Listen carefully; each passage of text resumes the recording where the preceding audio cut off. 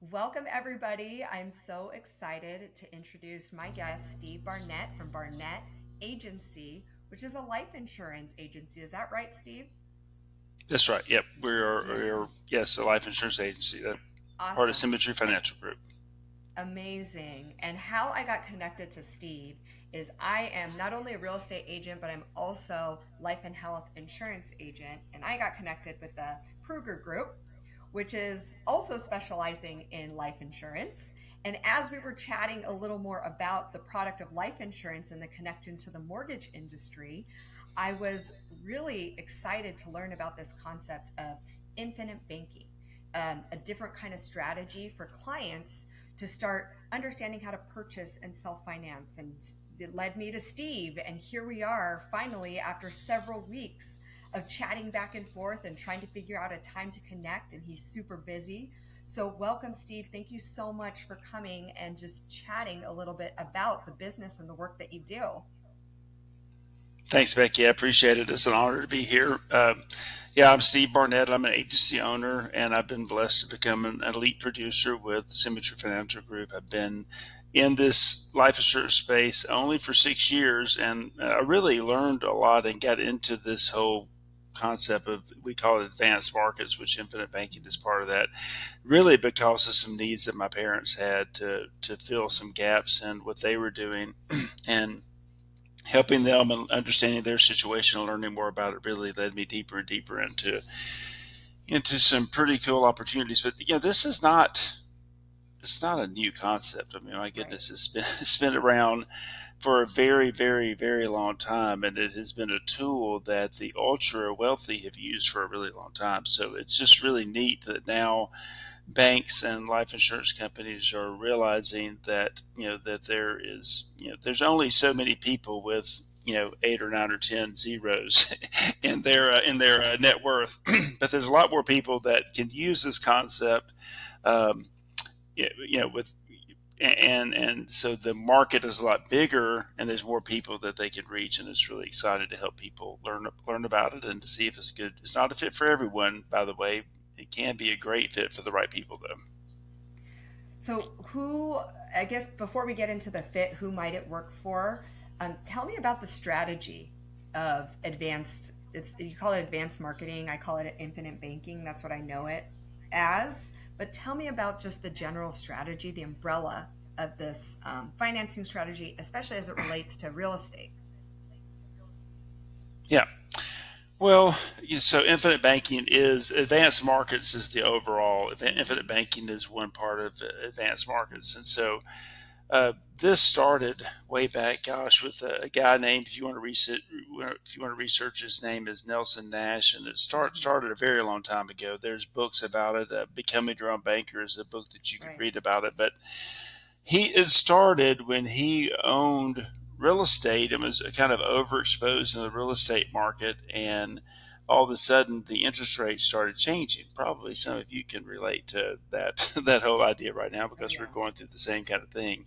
Interest rates started changing, and he had variable rate loans that all of a sudden he had exposure um, to to those interest rates, and he was in a vulnerable position. He was really seeking and actually praying for a way to solve that issue, and he realized that he could get guaranteed low rates with guaranteed approval with no qualification, no hit on his credit score, no reporting of these assets if he used the whole life insurance policies that he had that were that he had in place. And actually, Becky, when he died, Nelson Nash had 47 of these instruments in place to help fund all the different things that he was doing. So it's been around for a long time. It's just using a tool there that has a guaranteed rate of return, that you can build up a pool of cash in that you can then use and leverage to do multiple jobs for you, basically. And exactly what you said in the beginning about the climate of the market right now. I work with a lot of buyers, and the climate of just the interest rates, not doing what people expect them to do, which by the way, interest rates were really, really high in the 80s, people. We're Yeah, at like 7% now. still This is like still not bad at nothing. all, really. Yeah, Exactly, exactly. exactly. But the buyer perspective right now is interest rates are high. There's price hikes. Housing has been astronomically expensive, which is true. We have a low inventory environment. We also have this whole like National Association of Realtors commission settlement that's freaking people out right now. And so we have all of these components in real estate right now that are creating a really tough lending environment for our buyers. Not only are they able to not get their financing that they need, they're chasing the market in ways that are not allowing them to build the wealth that everybody seeks in building that American dream, that generational wealth. It almost feels out of reach for a lot of people. So when I heard about this strategy, exactly how you spoke about it, it feels like this could be a potential great option for people who feel like they need something else that's maybe a little outside of the box, but it's not anything new. It's just being maybe more popularized now because the lending environment has been so tough. Yeah. Well, it definitely is not new. And, Becky, I mean, this has been around for a very, very long time. And, these whole concepts were really used by the ultra wealthy to Mm-hmm. solidify their wealth. I mean, the Rockefeller family and the Right. Vanderbilts, they all have legacies of these kind of policies in place to solidify their financial position. So, so it's definitely not new. Mm-hmm. Uh, but the Congress did make some changes back in the 40s and 50s when they started looking at these ultra wealthy and families. And they said, wait a minute, you're putting millions of dollars into this policy, and you've got a $50,000 death benefit. Maybe this isn't really a life insurance policy. Maybe it's a investment account acting like a life insurance policy. So they did make some changes and put some restrictions. It doesn't affect most people that would be looking at this, but the basic concept is, Becky, if you think about it right now, if you're, let's say you want to buy an investment property, and so you're accumulating cash, and so, and of course you could do it by loans too. You could go get a loan from a bank if you can qualify for it, and you know Mm-hmm. and all that. But let's say that you want to start accumulating cash because ultimately that's where you want your wealth to end up. And if you're lucky, if in a regular account you're lucky to get a quarter of a percent right now. If you put it into a CD, which is illiquid, maybe you can get 4 or 5%, depending on how Mm-hmm. long it is.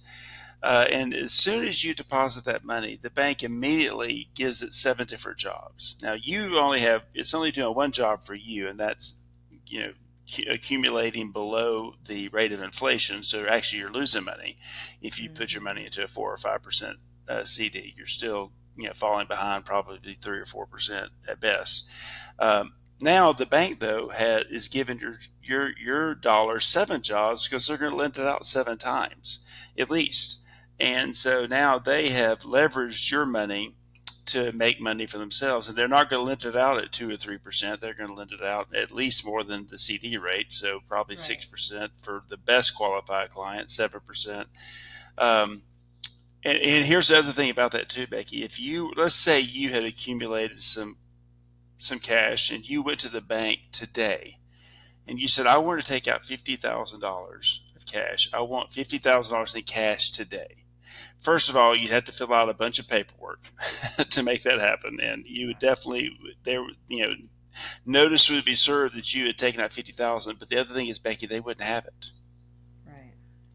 Your bank would not have $50,000 in cash on hand because we're in a fractional banking system. So they only 1/7 at best of the deposits that come in are they going to have in reserve. So it's just a very precarious situation. But what if you could hold it in something that you control, that you Mm-hmm. can monitor, and that's giving you multiple jobs, is working for you in multiple ways. And that's really what infinite banking does. Infinite banking, the whole term infinite, doesn't mean that there's infinite money. It means there's Mm-hmm. infinite numbers of ways the money can be used. So just so people Mm-hmm. understand, it means that Yes. you have Thank you. Thank it you for gives you clarifying a that. wide range of options on how you want the dollars to be used. And for real estate, uh, the way it requires a pretty lengthy explanation, but I mean, you can use the money inside a dividend paying whole life policy to really do some pretty neat things with real estate. What I like about it too is most of my clients don't end up having the cash for a down payment. And so you're either looking at a savings account or a Roth IRA or some kind of, the retirement account to pull that cash from. And there's major penalties involved in pulling that cash from a Roth in order to purchase property. And there's a certain amount of time you have to put that money back in. It's very restrictive. So that's been the problem with that sort of investment vehicle that people have been using to pull cash out quickly.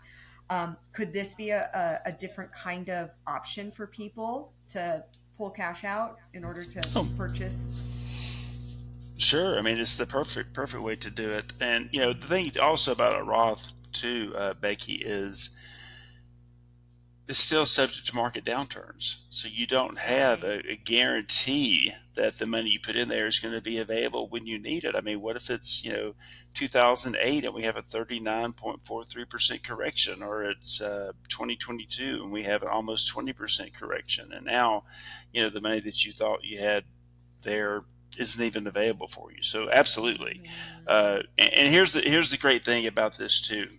With most insurance companies who offer this, let's say you want to pull out $100,000 to put to to pay put down as a down payment on a house, or uh, uh, you contact your insurance carrier and you say, hey, I need $100,000 deposited into my account.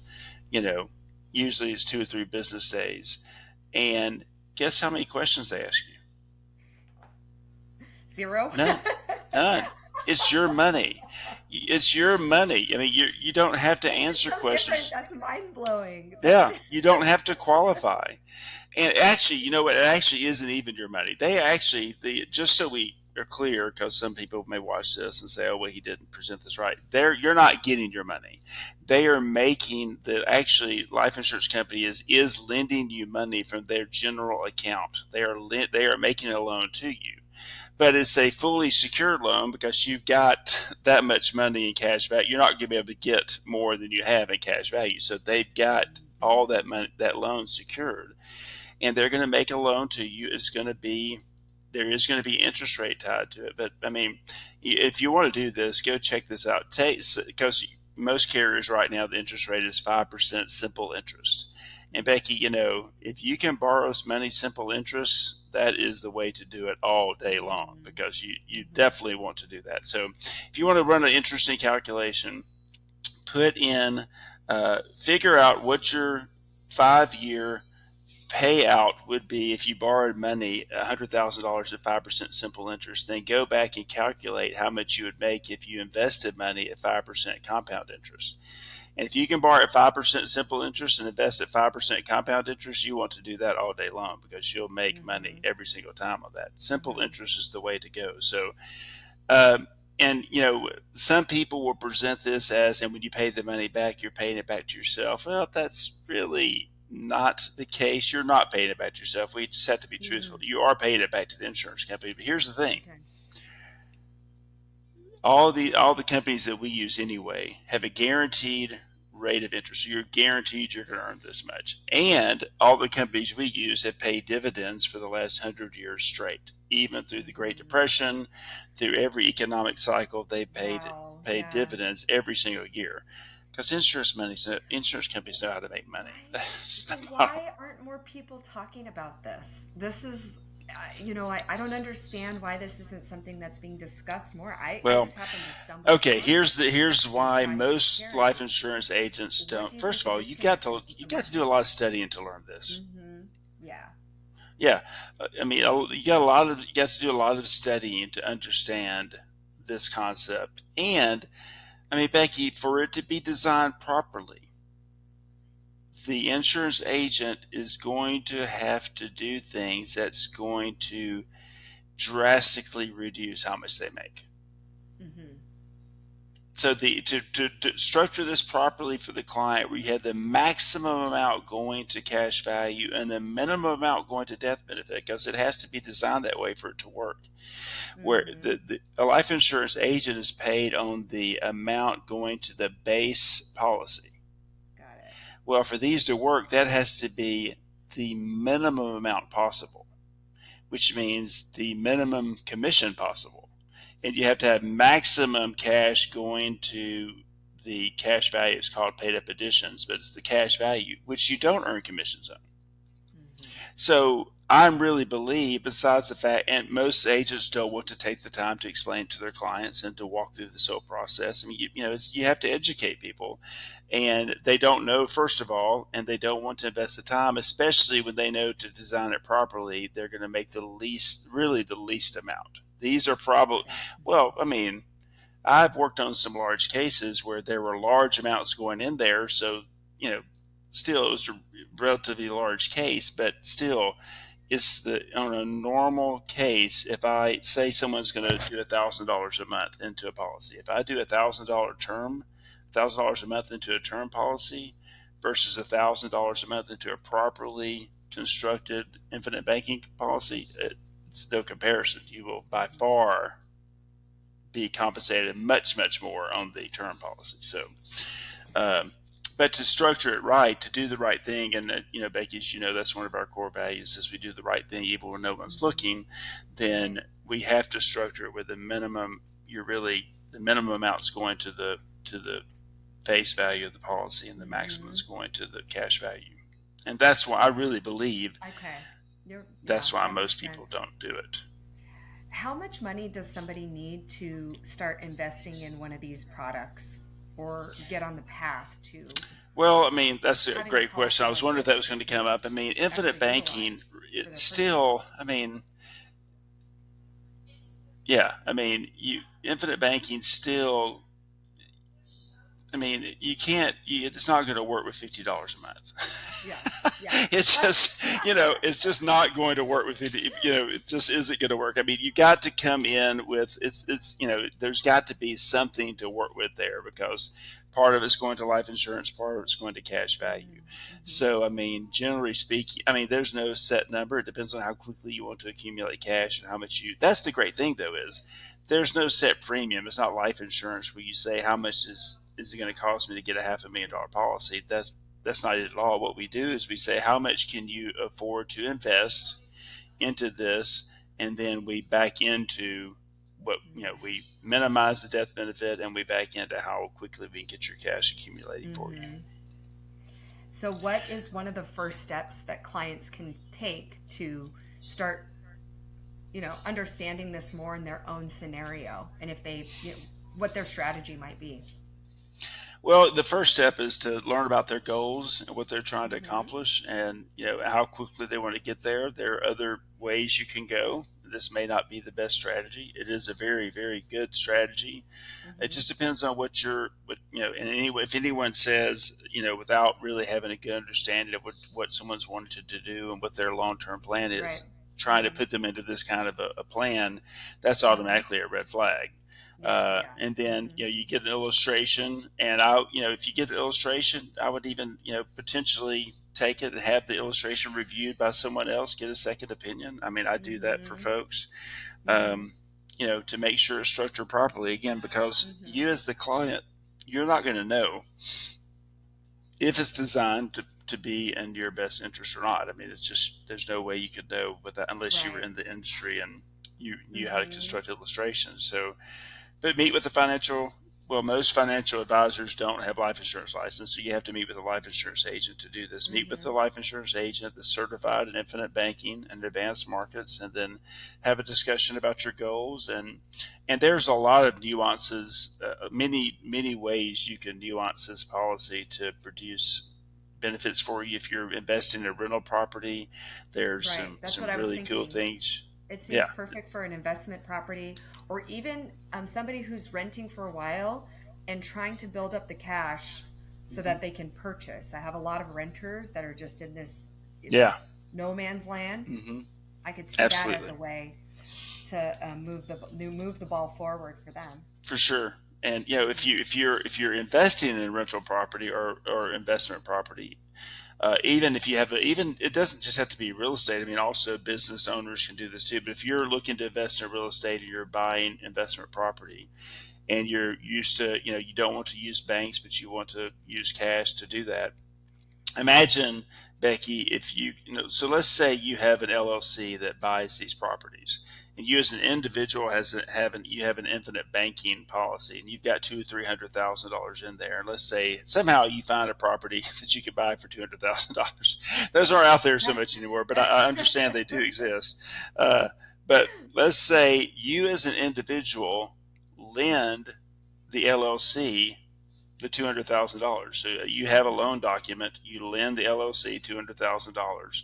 Uh, Businesses cannot deduct life insurance premiums as not that's not a deductible business expense, Okay. but you can deduct interest expense.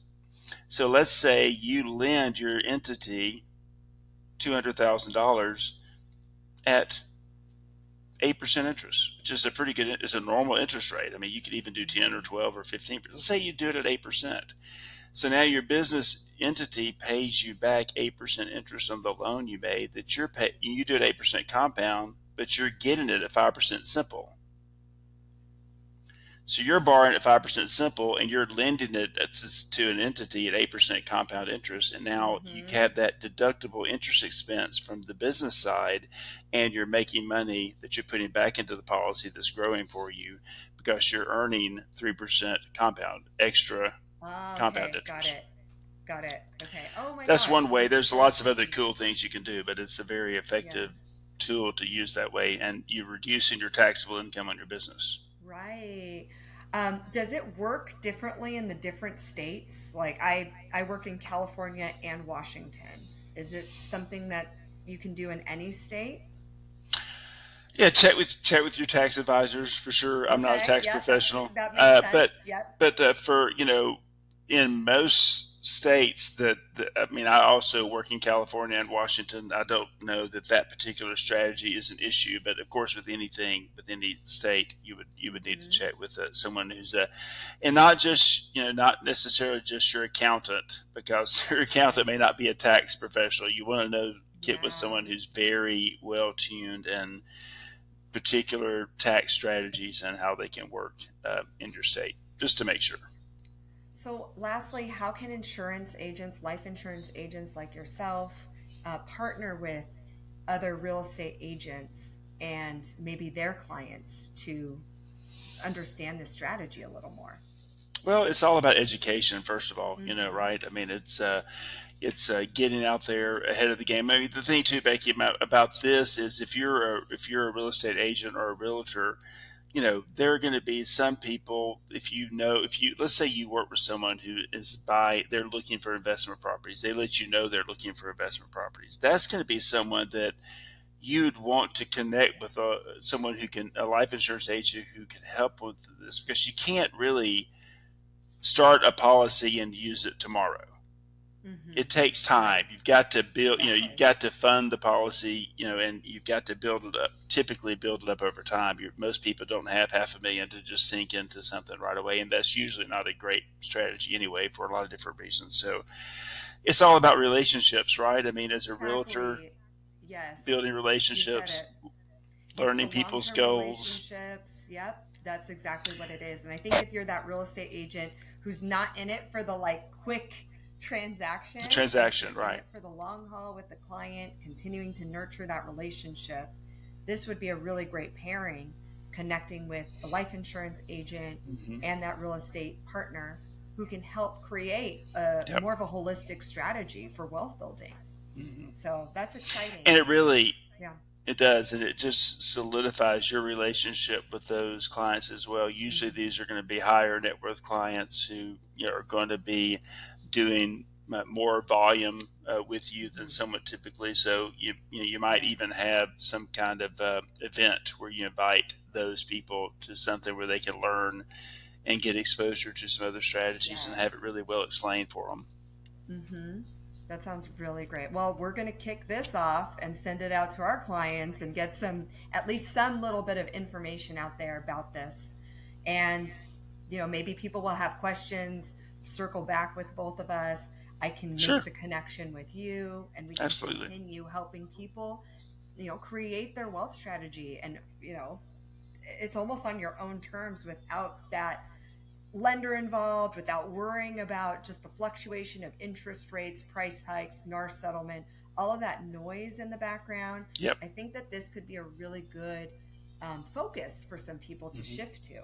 So Sure. thank you so much for Yeah. coming and chatting a little bit more about this and helping me and my clients learn more about this strategy. Well, Becky, it was great to be here. And if they are interested in stability and control and predictability and having predictable outcomes, this is a great thing to look into. And I'd love to help any way I can.